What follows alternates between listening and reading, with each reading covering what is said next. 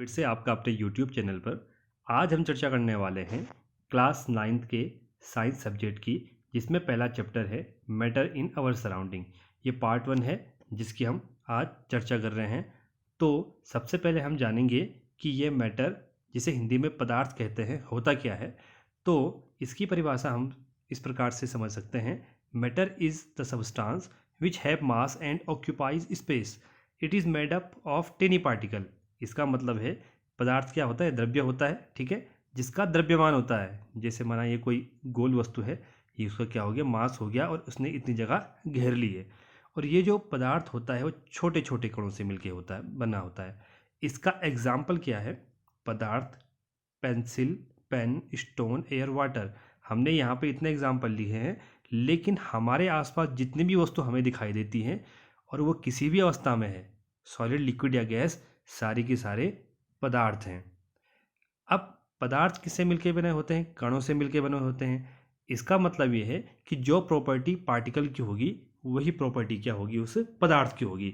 तो हम जानते हैं कैरेक्टरिस्टिक्स ऑफ पार्टिकल, कणों के गुण। इनके मुख्यतः 3 गुण होते हैं।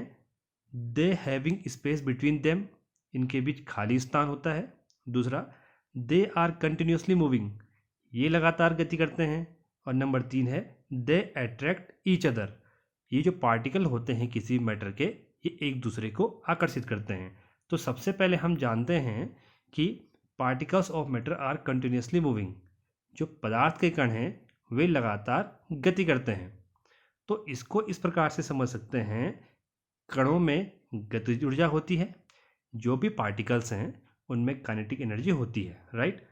तापमान बढ़ने के कारण कणों की गति भी बढ़ती है, जिससे गतिज ऊर्जा भी बढ़ने लगती है, राइट।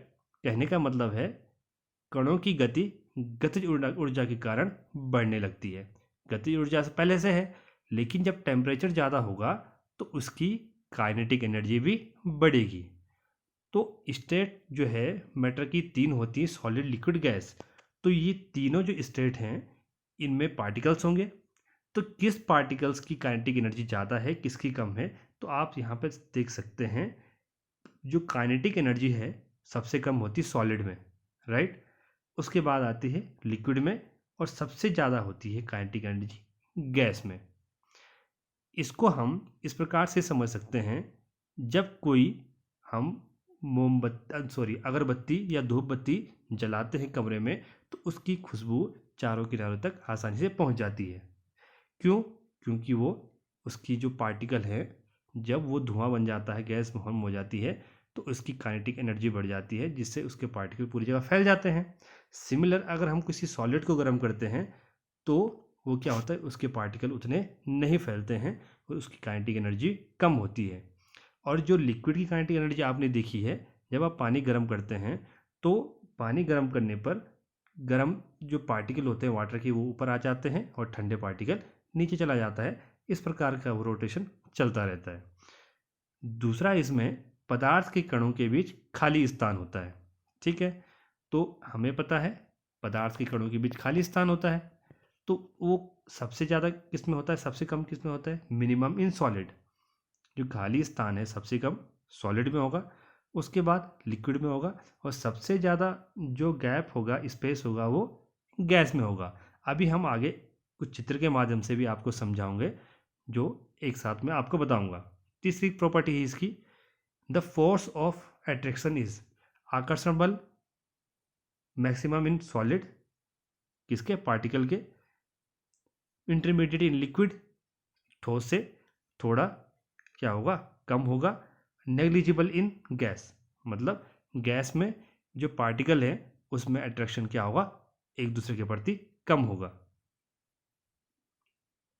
यहाँ पे आप एक चित्र देख पा रहे हैं। सबसे पहले ये 100 ml का एक बीकर है, ठीक है। इसमें 100 ml वाटर डाल रखा है इस बीकर में, और इस 100 ml में 1 टी स्पूनफुल या 1 चम्मच पोटेशियम परमैंगनेट, KMnO4 इसका फॉर्मूला है, ठीक है, उसके कुछ पार्टिकल डाल देते हैं। जिसके बाद ये पहले ब्लू कलर का था और फिर ये बैंगनी रंग का हो गया है।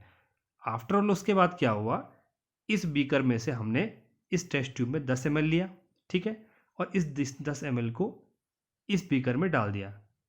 मतलब 10 ml डाला पोटेशियम परमैंगनेट का विलयन और बाल्टी 90 ml हमने पानी डाल दिया, फिर ये 100 ml हो गया। इस बीकर से भी हमने फिर 10 ml क्या निकाला, ये जो सॉल्यूशन था इस बीकर में डाला 10 ml और 90 ml वाटर इसमें डाल दिया। फिर इससे फिर 10 ml लिया, इसमें डाला और 90 ml वाटर डाला। अब आप देख पा रहे हैं कि जो ये वाला बीकर है ए, जिसे हम मान सकते हैं, और ये बी सी डी, ए और डी बीकर के जो विलियन है उसके कलर में क्या अंतर है, ए वाला गाढ़ा है और बी वाला थोड़ा हल्का है, डी वाला थोड़ा हल्का है ए की अपेक्षा। क्यों इसमें अंतर है? इसमें अंतर इसलिए है, जो ए बीकर है उसमें KMnO4 के जो पार्टिकल हैं वो ज़्यादा मात्रा में है, और जो डी बीकर है इसमें इसके पार्टिकल कम मात्रा में है, इसलिए इसमें अंतर दिखाई दे रहा है। एक और एग्जांपल से हम समझते हैं। ये आप कुछ महिलाओं को देख पा रहे हैं जो एक दूसरे को हाथ से पकड़े हुए हैं।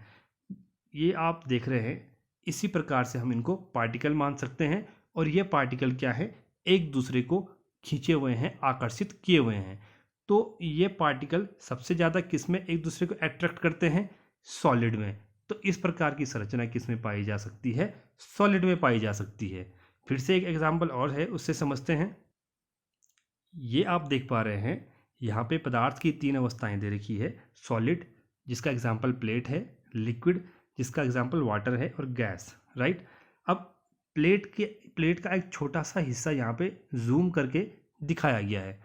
इसमें हम देख सकते हैं कण के तीनों गुण जो हैं। पहला क्या था, पार्टिकल के बीच रिक्त स्थान होता है। जो काले स्पॉट है ये पार्टिकल हैं, इनके बीच आप वाइट स्पेस देख रहे हैं, ये रिक्त स्थान है।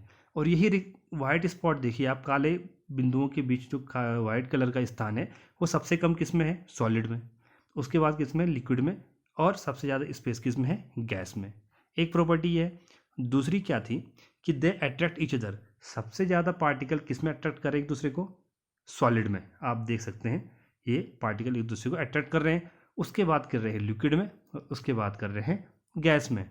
और एक जो तीसरा था इसका प्रॉपर्टी, कि जो पार्टिकल होते हैं मैटर के, वो कंटिन्यूसली मूविंग करते हैं, मतलब गति करते हैं। तो सिंपल सी बात है, जो गैस है, एक बलून के अंदर गैस भरी है, तो बलून का फूलता है जब उसमें इसके अंदर गैस भरी जाती है, और गैस क्या करती है, अब जहाँ भी वो रहती है वहाँ पूरा स्पेस कवर करने का प्रयास करती है। तो कंटिन्यूसली मूविंग में जिसके पास पार्टिकल के बीच में ज़्यादा खाली स्थान होगा, सिंपल सी बात है, वो ज़्यादा तेजी से गति करेगी। तो सबसे कम रिक्त स्थान किस में है? गैस में। तो इसकी जो प्रॉपर्टी होगी, काइनेटिक एनर्जी होगी, गर्म करने पे वो ज़्यादा होगी। फिर उसके बाद लिक्विड की बारी आएगी, और सबसे कम काइनेटिक एनर्जी किसकी होगी? सॉलिड की होगी। तो इस चित्र के माध्यम से आप तीनों प्रॉपर्टी सॉलिड, लिक्विड, गैस के पार्टिकल की समझ सकते हो। अब चर्चा करते हैं पदार्थ की अवस्था। तो पदार्थ की 3 अवस्थाएं होती हैं, आपको पता है, सॉलिड, लिक्विड और गैस। अब सॉलिड को हम कैसे परिभाषित करेंगे? तो इसकी एक सिंपल सी परिभाषा है कि इसका निश्चित आकार एवं आयतन होता है, साथ ही इनकी निश्चित सीमाएं होती हैं तथा ये कठोर होते हैं, इन्हें दबाया नहीं जा सकता। एग्जाम्पल, पत्थर, पेन, पेंसिल। हमारे आसपास ऐसे पदार्थ जो कठोर हैं, ठीक है, और जिसका क्या है, शेप फिक्स है, मतलब वो शेप अपना चेंज नहीं कर सकता, अब वॉल्यूम भी फिक्स है, उन्हें क्या कहते हैं? सॉलिड कहते हैं। अब जो यहाँ पे एक वर्ड आया, इसकी निश्चित सीमाएं होती हैं, तो इसको समझते हैं जरा। यहाँ पे जो सॉलिड का एग्जाम्पल है, ये है प्लेट। तो ये आप ये बाउंड्री देख रहे हैं इसका जो जूम करके प्लेट का स्ट्रक्चर दिखाया गया है पार्टिकल्स का, तो ये इसकी फिक्स बाउंड्री है, ये कभी चेंज नहीं हो सकती, इसीलिए इसको बोलते हैं निश्चित सीमा। और ये जो इसका शेप है वो भी चेंज नहीं होता है, और इसका वॉल्यूम भी चेंज नहीं हो सकता, और ना ही इसको हम दबा सकते हैं, क्योंकि दबाने से शेप में चेंज होता है, लेकिन दबाने से जब इसके शेप में चेंज नहीं हो रहा, इसका मतलब दैट इज़ सॉलिड। अब जानते हैं लिक्विड स्टेट के बारे में, जिसे हिंदी में द्रव कहते हैं। इसका कोई निश्चित आकार एवं सीमाएं नहीं होती, लेकिन निश्चित आयतन होता है, साथ ही यह तरल है एवं कम दबाया जा सकता है। एग्जाम्पल, वाटर, मिल्क और कर्ड। अब इसको आप ऐसे समझ सकते हैं कि जो भी लिक्विड है, तरल अवस्था में जितने पदार्थ हैं वो सारे द्रव कहलाते हैं। तो इसकी थोड़ा प्रॉपर्टी सॉलिड से अलग है। वो कौन सी प्रॉपर्टी अलग है? इसका कोई निश्चित आकार एवं सीमाएं नहीं होती है, राइट। लेकिन वॉल्यूम फिक्स होता है। माना ये गिलास है और ये कोई प्लेट है। अब इसमें हम पानी डालेंगे तो वो पानी गिलास का आकार ले लेगा, प्लेट में डालेंगे तो प्लेट का आकार ले लेगा, टेस्ट ट्यूब में डालेंगे तो टेस्ट ट्यूब का आकार ले लेगा। इसलिए इसका निश्चित आयतन होता है, साथ में ये जिस बर्तन में रखा जाता है उसी का आकार ग्रहण कर लेता है। लिक्विड होता है और इसे दबाया जा सकता है, लेकिन बहुत कम मात्रा में। क्यों दबाया जा सकता है? तो हमने पार्टिकल की प्रॉपर्टी पढ़ी कि लिक्विड में जो खाली स्थान होता है वो सॉलिड की तुलना में थोड़ा ज़्यादा होता है, जिससे दबाने से क्या होता है, वो रिक्त स्थान कवर हो जाता है। इसलिए इसको आसानी से दबाया जा सकता है। नेक्स्ट है इसमें गैस।